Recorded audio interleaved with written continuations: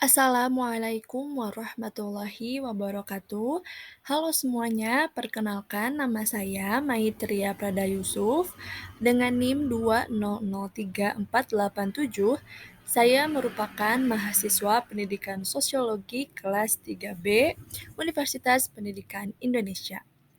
Nah, pada video kali ini saya ingin memberikan ilmu mengenai mata kuliah pengelolaan pendidikan atau lebih spesifiknya materi tentang sekolah sebagai sistem sosial. Nah, di sini yang pertama ada pengertian sekolah sebagai sistem sosial, yakni suatu institusi di mana membentuk pola yang saling berhubungan dengan interaksi yang ada karena suatu tujuan. Lembaga sekolah diibaratkan masyarakat kecil yang memiliki kekuatan organis untuk mengatur dan mengelola komponen-komponennya. Nah, seperti yang kita ketahui bersama bahwa di dalam sekolah itu kita pasti memiliki interaksi dengan sesama penghuni sekolah. Contohnya interaksi dengan siswa antar guru atau siswa antar siswa atau guru dengan guru.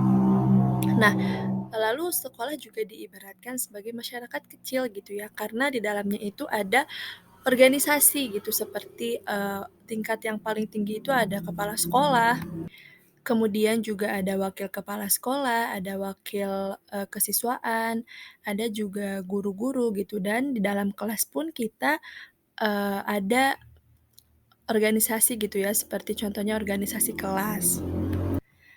Nah, lalu ada pengertian dari sistem.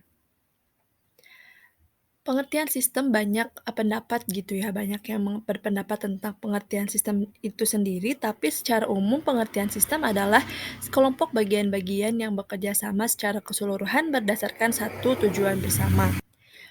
Nah, di dalam sistem masing-masing unsur saling berkaitan gitu ya, saling bergantung dan saling berinteraksi atau suatu kesatuan usaha yang terdiri atas bagian-bagian yang berkaitan satu dengan yang lainnya gitu. Dalam usaha untuk mencapai satu tujuan dalam lingkungan yang kompleks. Jadi belum dikatakan sistem apabila sesuatu tersebut tidak berkaitan gitu ya antara satu sama lain. Nah, lalu di sini ada sistem sosial. Salah satu pendekatan di dalam sosiologi yang menggali konsep sistem sosial adalah pendekatan fungsional struktural. Nah, pendekatan tersebut menganggap bahwa masyarakat sebagai suatu sistem fungsional yang terintegrasi ke dalam suatu bentuk equilibrium. Nah, fungsional struktural memandang masyarakat seperti organisme biologi yang terdiri dari komponen-komponen atomistis dan memelihara hubungan integratif sistematik agar metabolisme kehidupan masyarakat tetap terjaga. Nah, lalu di sini ada komponen-komponen fungsional, seperti yang sudah saya sebutkan tadi gitu ya, bahwa dalam sekolah itu terdapat penghuni-penghuni gitu dan ada juga organisasinya. Nah, di dalam komponen tersebut terdiri dari kepala sekolah, psikolog atau konselor gitu ya, atau juga bisa disebut dengan guru BK atau bimbingan konseling, lalu juga ada guru, ada siswa, ada pengawas atau komite dari sekolah gitu ya. Nah, lalu di pihak luarnya itu ada orang tua dan juga masyarakat. Nah, lalu bagaimana sih pelaksanaan sekolah sebagai sistem sosial gitu? Nah, di sini sekolah sebagai sistem sosial adalah terciptanya pembelajaran yang efektif dan inovatif. Nah, pembelajaran juga menciptakan interaksi antara siswa dengan guru yang didukung oleh perangkat lain sebagai bagian dari proses pembelajaran. Jadi, ketika proses kegiatan belajar mengajar gitu ya, harus tercipta suasana yang efektif dan juga suasana yang nyaman gitu antar guru dan muridnya. Nah, di sini juga ada berorientasi kepada siswa yang memiliki kompetensi yang dipersyaratkan gitu ya, sehingga sekolah menciptakan lulusan yang berguna bagi kehidupan yang bermanfaat bagi dirinya, keluarga, dan lingkungannya.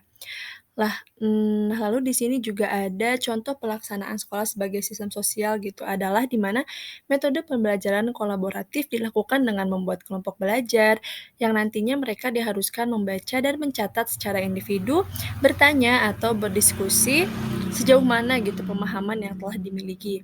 Mereka juga dapat melakukan latihan soal secara bersama-sama, serta mempersiapkan catatan sebelum pembelajaran dimulai untuk dapat ditanyakan kepada guru bagian mana yang dianggap siswa kurang dimengerti. Nah, mungkin sekian yang dapat saya sampaikan. Kurang lebihnya mohon maaf. Terima kasih dan sampai jumpa. Wassalamualaikum warahmatullahi wabarakatuh.